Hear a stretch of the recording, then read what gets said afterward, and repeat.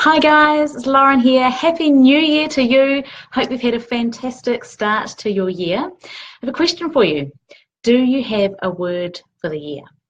Now, a couple of years ago, I was mountain biking the Rimataka Rail Trail with a friend of mine, Bronnie, and we were cycling along. Well, actually, she was cycling and I was struggling up the hill, pushing my bike up because my lower gears weren't working and I'm not the best mountain biker. So anyway, we got to the top of this hill and we're looking out over the beautiful pine trees in the valley. And Bronnie says to me, "So have you got a word for this year, Lauren?" And I didn't really know what she meant, so she explained to me what this concept was all about in terms of choosing one word to bring everything back to for the year, one word to inspire you and one word to help you have a great year ahead. And so when she explained it to me, I thought, oh, that sounds great. And very quickly, I came up with the word focus. And so for 2016, that was my word, and it was perfect because I was publishing my book, Real Food, Less Fuss, that year. And so I had all of these different elements to coordinate and project manage, a lot of work, a lot of deadlines to meet, and it did take a lot of focus to bring it all together, successfully launch it and get it out in the world. And I'm just so pleased that that was my word, because there were so many times there were other opportunities there and I just had to say no and focus to be able to achieve that and get it done. The downside of that year was that I was so focused on publishing the book that it took so much of my time that it actually took time away from the normal life balance that I have. And my family really noticed the effects of that. And in particular, I really missed out on enough connection time with my daughters. And so the following year, we were in France and it was New Year's Eve, and I decided that my word for last year was going to be the word family. And it makes me kind of emotional to think of it really, but it really was a real shift. And when I reflect back on the last year, it has been an amazing year for our family.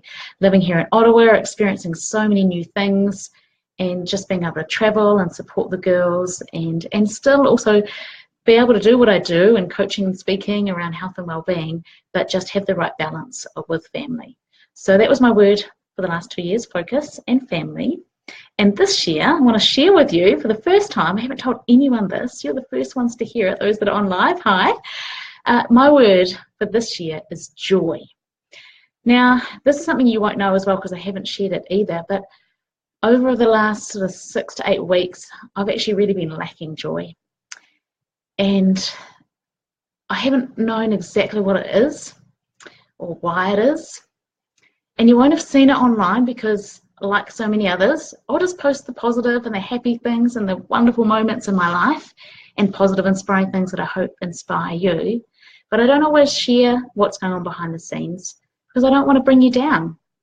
But one thing I've realized is I've seen a lot of other incredible, brave friends either share with me personally or even publicly come out and let people know that they're not feeling that great, that they're feeling down or feeling flat. It's actually just encouraged me to do the same, to let you know where I'm at. And to be honest, actually, this time last year, I was feeling kind of the same. Part of it is probably the weather and the very short days, the dark until almost 8 in the morning, and then the dark that descends at 4 o'clock in the afternoon. And part of it is being away from home and other things like that. But there's also just this feeling that I have that I also really enjoyed reading about in Ruben Gretchen's book, The Happiness Project, which I just finished last night. She talked about just feeling flat, just feeling not right, and not feeling depressed as such, but just not feeling happy. And that's how I've been feeling on and off a lot over the recent weeks. So I've decided, one, to share that with you in the hope that it will encourage you that if you ever feel the same way, to know that it's okay, and to know that even though we might teach on health and happiness, myself and colleagues like me, we don't always have it all together. And I think I've put even more pressure on myself because I feel like, wow, I've got to be a role model. And so I found it really challenging to know whether to share about this or not, and what to say. And I think I've come to a point where I hope to be able to share it in a positive way that can help you to know that you're okay, just the way that you are, that it is okay and that it will be okay. John Lennon once said that it'll be all right in the end. And if it's not all right, then it's not the end yet. So, yeah, I just wanted to share that with you and encourage you to perhaps think about having a word for yourself. So my word this year is joy. I want to have more joy in my own life personally. I want to overflow with joy so that I can pass that on to everyone around me. I want to pass it on to my children, to my husband, to my community, my friends, and to you.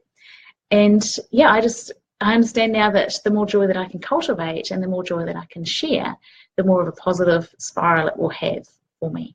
So it's been fantastic reading Ruben Gretchen's book, The Happiness Project. I really recommend it, and I'll do another post just sharing about some of the great insights I got out of it. But I really related to it so strongly in so many ways. She started out just feeling flat, not feeling quite right, and decided to see what she could do to boost her happiness. And so there's certainly things from there that I've already started using and I will employ over the coming weeks and months and throughout this year to boost my joy. So thank you so much for watching. I'll wrap this up here, but I would love to hear from you. What is your one word for this year? Even if you've not thought of it yet, think of it now, and why not just type it in or personal message it to me if you're not sure you want to share it with the whole world yet. I'd love to hear from you and know what your word is. You can share it with an explanation, or you can share just the word you choose. Look forward to hearing from you soon, and have a great rest of your day, and I'll talk to you soon. Till next time, lots of love and lots of joy to you.